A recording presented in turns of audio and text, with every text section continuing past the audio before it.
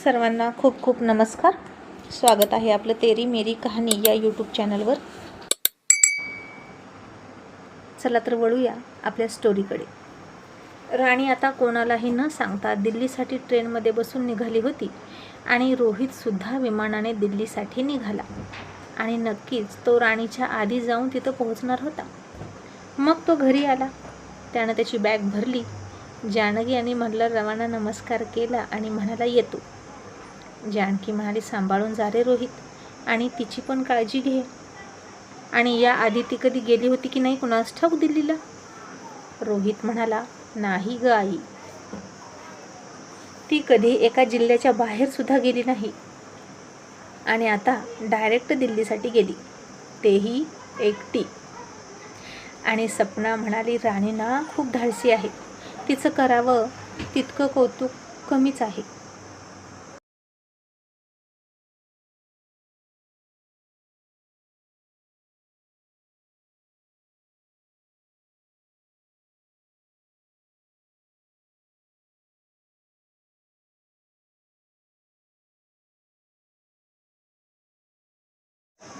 आणि रोहित म्हणाला, हो, कौतुकाची गोष्ट आहेच, पण एकटीनं जायची काही गरज होती का?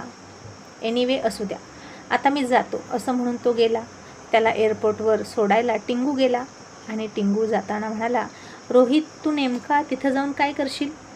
नाही म्हणजे राणी वहिनीला माहीत नाही की तू येणार आहेस आणि ते चिडल्या तर? रोहित म्हणाला, मी निघालोय तिच्यासाठीच. तसा मी तिच्यासाठी चाललोय हे मी तिला कळू देणार नाही, पण ती आमच्या कॉलेजतर्फे गेली आहे ना, तर मला तेही एक निमित्त आहे की सांगण्यासाठी की ती आमच्या कॉलेजची स्टुडंट आहे. आणि टिंगू म्हणाला, तुझं बरं आहे बाबा, असं नाही तर तसं, बायको काही चालू देईना की स्टुडंट आहे म्हणायचं, आणि स्टुडंट काही चालू देईना की बायको आहे असा हक्क दाखवायचा आणि दोन्हीकडून स्वतःचा फायदा करून घ्यायचा. रोहित हसला आणि म्हणाला, गधड्या, अजून काहीच फायदा नाही झाला माझा, तिच्यासोबत 2-2 रिलेशन असून. एका किसवर फक्त भागवलंय फक्त, खरी तहान भूक तर अजून बाकी आहे रे. टिंगू म्हणाला, मग तुला कोणी थांबवलं यार?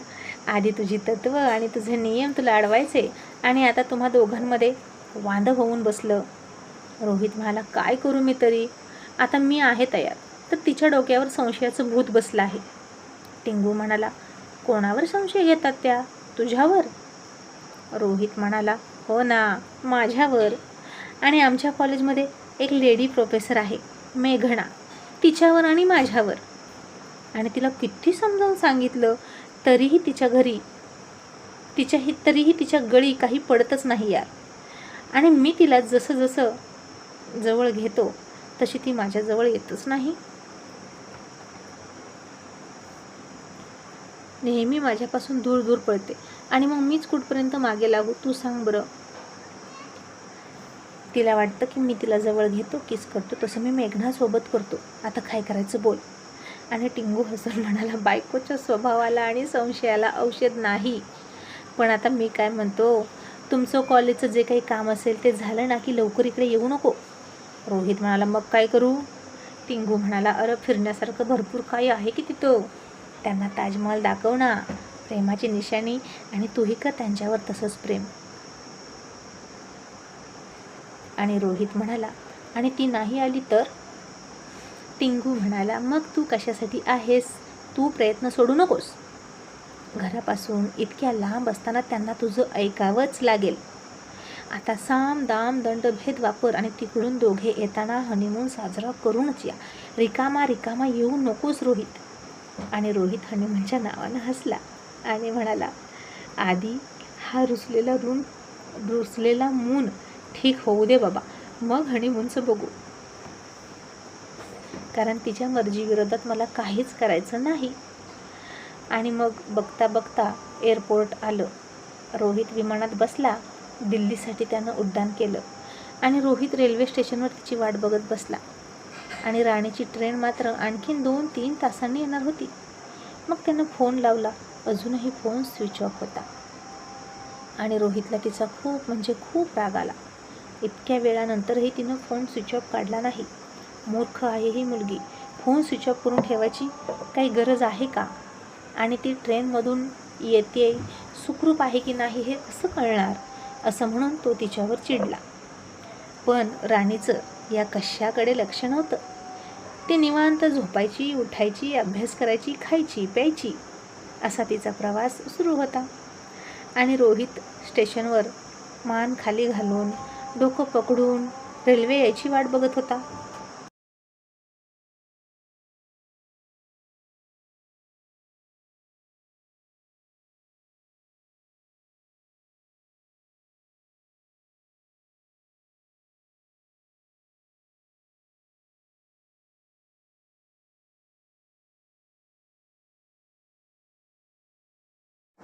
आणि आता राणीची रेल्वे आली कधी आणि ती गाडीतून खाली उतरली कधी हेच त्याला कळलं नाही. कारण रोहितचा डोळा लागला होता. आणि तिथून राणी रिक्षात बसली आणि हॉटेलच्या दिशेनं निघाली. आणि तिनं मोबाईल स्विच ऑफ वरून काढला. त्या प्रोफेसरांना फोन केला आणि म्हणाली, सर मी पोहोचले. आणि ते म्हणाले, ओके तू हॉटेलवर ये, मी तुला तिथंच भेटेन. मग राणी तिकडं गेली, त्यांना भेटली. त्यांनी तिला रूम दाखवली आणि त्या रूममध्ये राणी थांबली. आणि पुढचे 2 दिवस राणी तिथंच थांबणार होती. आणि आता रोहितचा डोळा उघडला. त्यानं घड्याळात बघितलं तर ट्रेन येऊन 15 मिनिटे होऊन गेली होती. त्याला माहीतच नव्हतं. त्यानं विचारलं की अमुक अमुक रेल्वे आली का? आणि त्याला सांगितलं की ट्रेन येऊन 15 मिनिटं झाली की. आणि आता रोहितनं राणीला इकडे तिकडे शोधण्याचा प्रयत्न केला. तो ट्रेनमध्ये सुद्धा चढला आणि तिला शोधायला लागला. पण राणी सापडली नाही.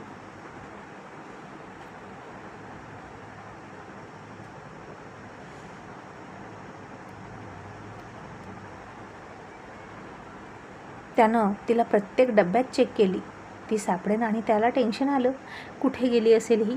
रस्त्यातच येताना तिला कुणी काही केलं नसेल ना? ती इथे पोहोचली आहे की पोहोचली नाही हेही त्याला माहीत नाही. फोनही स्विच ऑफ आहे. आणि पुन्हा एकदा ट्राय करावा म्हणून फोन लागला तर राणीनं आता 1-2 फोन त्याचे घेतलेच नाहीत. रोहित खूप चिडला आणि त्यानं तिच्या आईला फोन केला आणि म्हणाला, आई राणीचा फोन आला होता का? तिने काही कळवलं का ती पोहोचली आहे वगैरे? आणि राणीची आई म्हणाली, हो हो तिचा आत्ताच फोन आला होता, ती पोहोचली आहे म्हणून. आणि रोहितच्या थोडासा जीवात जीव आला, पण तो प्रचंड चिडला होता. आणि या मुलीला माझा फोन घ्यायचा काय होतं असं त्याला वाटलं. आणि त्यानं तिला खूप खूप रागात मेसेज केला आणि म्हणाला, तू कुठे आहेस? आणि आता राणीला वाटलं, मी तर इकडे पोहोचले, आता ते मला थांबवू शकत नाहीत. आणि इतक्या लांब ते येऊ पण शकत नाहीत इतक्या लवकर. आणि आता ते काहीच करू शकत नाहीत.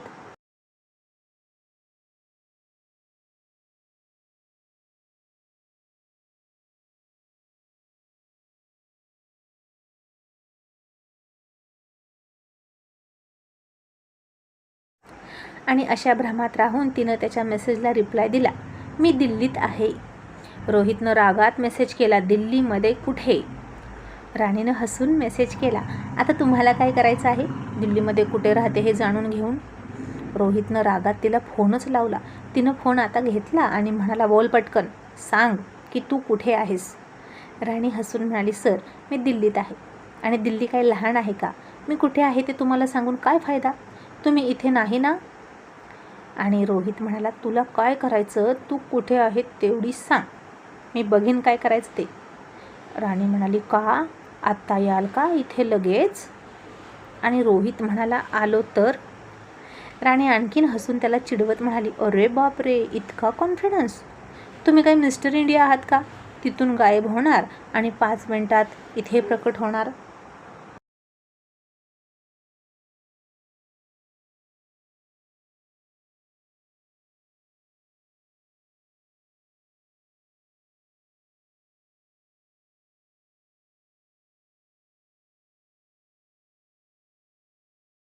रोहित आणखीन रागात म्हणाला, मस्करी करू नकोस राणी, तू फक्त कुठे आहेस ते बोल, टाईमपास करू नकोस. आधीच माझं डोकं भडकलं आहे. आणि आता राणी हसून बेडवर पडली आणि त्याची मस्करी करत लाडातच म्हणाली, Rohit I miss you, please तुम्ही या ना माझ्यासाठी इथे आत्ता लगेच.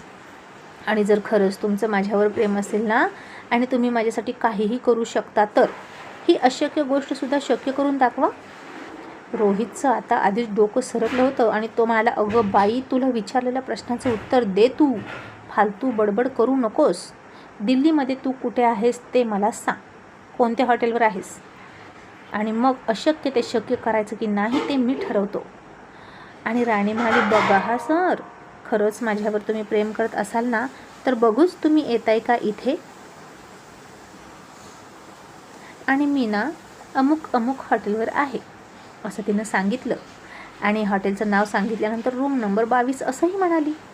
आणि घड्याळात बघून म्हणाली, बघूच आता इथे किती वेळात येत आहे. लवकर पक्षासारखे उडून या बरं का. Tick tick 1, tick tick 2, tick tick 3 असं म्हणून राणी हसत होती. आणि रोहितने आता पटकन फोन ठेवला, मोबाईलवर लोकेशन टाकलं आणि बघितलं तर रेल्वे स्टेशनपासून 10 मिनिटाच्या अंतरावर ते हॉटेल होतं. आणि तो पटकन रिक्षात बसला आणि गेला. बरोबर 10 मिनिटानं राणीच्या रूमची बेल वाजली. आणि राणी म्हणाली, कोण आहे? आणि तो थोडासा आवाज बदलून म्हणाला, रूम सर्व्हिस. आणि राणीनं दरवाजा उघडला. तिच्या हातात आताही पुस्तकच होतं.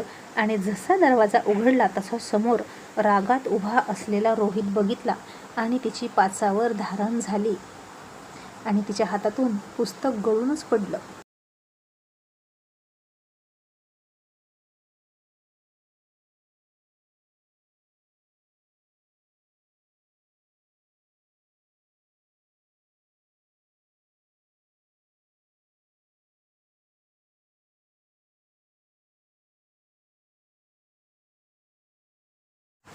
ती त्याच्याकडे फार घाबरून डोळ्यांची उघडझाप करत बघत होती. आणि तोंडातून फक्त भूत बघितल्यासारखं स स स सर तुम्ही असं म्हणायची. आणि रोहित आत आला. त्यानं दरवाजा लावला. तिला तिथेच बेडवर ढकलूनच बसवली.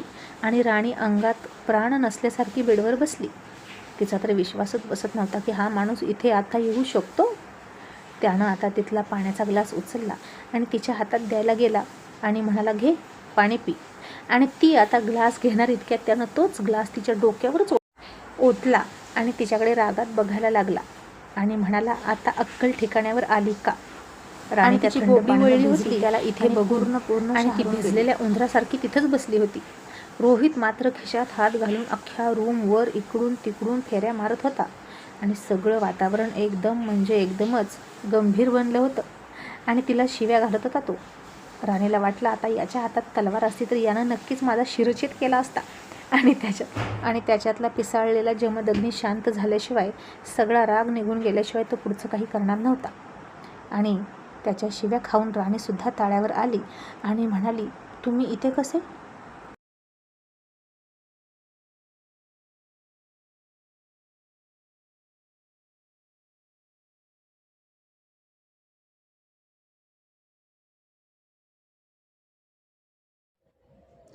रोहित म्हणाला, तूच बोलवलंस म्हणून आलो. राणी म्हणाली, ते ठीक आहे, पण इतक्या लवकर कसे आलात? म्हणजे तुम्ही इथेच होता का? काल तर घरी होता ना? रोहित म्हणाला, तुला काय वाटलं? तू मला न सांगता कुठेही फिरशील आणि मी तुला जाऊ देईन? राणी, एक गोष्ट लक्षात ठेव, तू जगाच्या पाठीवर कुठेही गेली तरी माझ्यापासून तुझी सुटका नाही. आणि का आलीस घरात कोणालाही न सांगता? मूर्ख आहेस का ग तू? असं काहीही करतेस आणि तुला मूर्ख म्हटल्यावर रागसुद्धा झटपट येतो. तुझ्या या वागण्याला आणि या अल्लडपणाला मूर्खपणा म्हणायचा नाही तर काय म्हणायचं तूच सांग. जर तुला काही झालं असतं तर, आणि बेवारशासारखं कोणीतरी तुझा फायदा घेऊन फेकून दिली असती मारून तर काय केलं असतं? कुठे शोधायची होती तुला? जरा सिरियस घे राणी, असं म्हणून तो तिला ओरडला.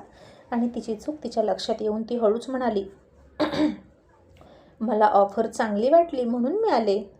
रोहित म्हणाला, हो, चांगली वाटली का तुला ऑफर? तुझ्यासारख्या आतताईपणा करणाऱ्या मुलीच अशा गोष्टींना बळी पडतात. कॉलेजमध्ये विचारावं, मला विचारावं, तर कोणालाही नाही विचारता कुठल्याही माणसावर विश्वास ठेवून लगेच निघून आलीस. कोणाला काहीच न सांगता. आपण कुठे चाललोय, कोणी बोलवलंय हे सांगायची गरज नाही वाटली तुला? निदान आईला तरी सांगायचं. मला सांगायचं राहू दे, आजकाल मला तू भाव देतच नाहीस. पण तुझ्यासोबत काही कमी जास्त घडलं असतं तर? इथे इतक्या लांब आलीस आणि काहीही होऊ शकतं. तू मुलगी आहेस, समजलं? रोहित आता बोलत होता ते बरोबर होतं. आणि त्याच्या डोळ्यात तिच्याविषयी काळजी होती. आणि ती थोडी गप्प झाली आणि म्हणाली, तेवढं चुकलं माझं, पण बाकी सगळं बरोबर आहे. आणि सॉरी, पुन्हा नाही असं करणार. पण आता सांगा ना, तुम्ही इथे कसे? आणि रोहित पण तिला आता सांगतच नव्हता आणि म्हणाला, तू कशी आलीस तसाच मीही आलो. राणी म्हणाली, म्हणजे तुम्हाला सुद्धा बोलवलं का इथं त्या प्रोफेसरनं? रोहित म्हणाला, नाही, पण तुझ्या काळजीपोटी आलो बाई, आणि तुला एक गुड न्यूज सांगायची होती. राणी म्हणाली, काय? रोहित म्हणाला, तू आपल्या घराविरुद्ध जे काही बोलत होतीस ते चुकीचं आहे. हे सगळे सिद्ध झाले. म्हणजे तू तीच आहेस, पण तुला कोणीतरी दिशाभूल करून हे सगळं बोलायला लावलं. आणि तो दुसरा तिसरा कोणी नसून संग्राम आणि त्याचा पीए आहे. आणि त्या पीएनंच तुझ्या भावाचा ॲक्सिडेंटसुद्धा केला होता. मला त्रास देण्यासाठी हे सगळं चाललं आहे. तुला आणि तुझ्या माहेरच्यांनासुद्धा टार्गेट केलं जातं आहे.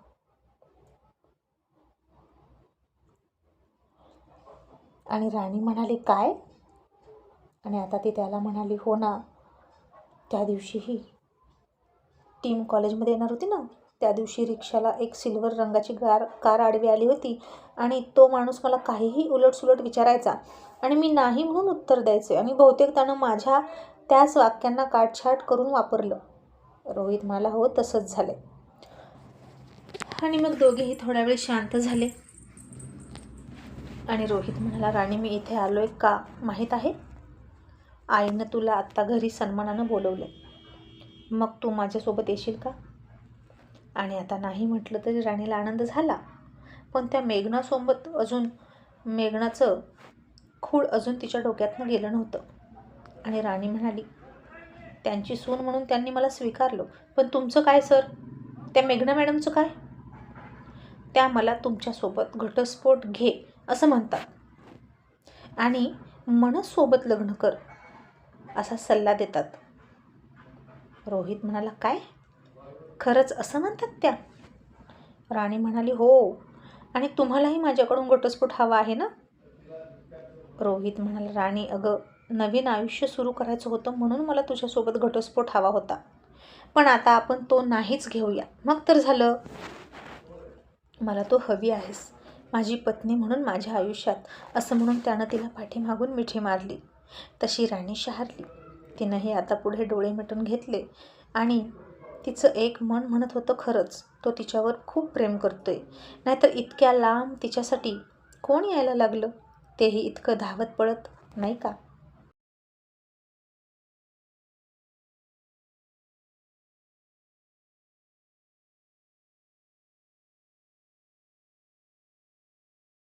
आणि राणीनं आता त्याला दूर ढकलला नाही.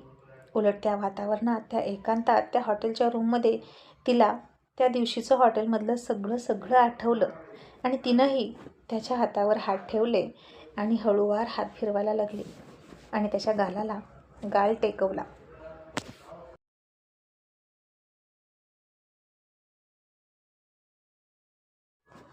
तसा रोहितनं तिचा एक हात पकडून तिला स्वतःकडे वळवली आणि स्वतःकडे बघायला सांगितलं आणि म्हणाला, राणी, कुठपर्यंत अजून मी वाट बघायची? माझा तुझ्यावरचा हक्क मला सिद्ध करू दे. तसं मला काहीही करता येईल. आपण दोघेच इथे आहोत. पण तू लहान आहेस, तुला भीती वाटायला नको माझी, म्हणून मी तुझ्या कलाकाराने घेतोय. आणि तू आहेस की काहीतरी गैरसमज मनात ठेवतेस आणि दूर पळतेस माझ्यापासून. राणी, आय लव्ह यू. आता हा विरह माझा जीव घेईल असं म्हणून त्यानं तिच्या डोळ्यात बघितलं.